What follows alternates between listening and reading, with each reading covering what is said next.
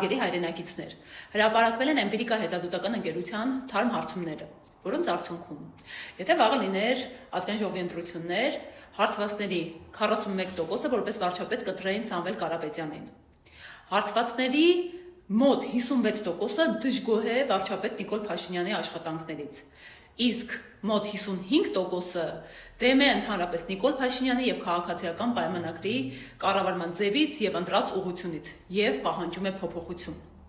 Սա վկայում է և խոսում է մի բանի մասին, հարգելի հայրենակիցներ։ Հունիսի 7-ին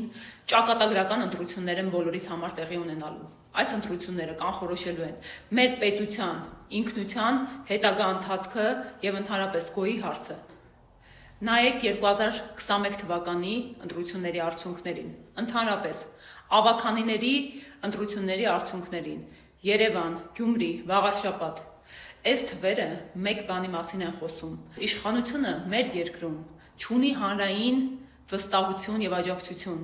Իրենք վերարտադրվում են միայն այն պատճառով, որ դուք հիասթափված եք և չեք գնում ընտրատեղամաս ընտրությունների օրը։ Չգնալով ընտրության, մտածելով, որ ձեր ձայնից այլևս ոչինչ կախված չէ,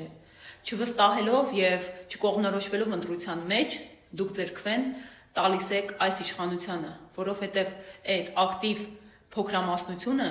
ու վարչական ռեսուրսը, որին հարկադրում են մանիպուլյացիայի են ենթարկվում ու սպառնում են, որ իրենց կողմ քվե տան, իրենք արդյունքում կանխորոշում են մեր մեծամասնության ճակատագիրը։ Եղեք ակտիվ, գնացեք ընտրության հունիսի 7-ին և քվեարկեք փոփոխության և ուժեղ Հայաստանի օգտին։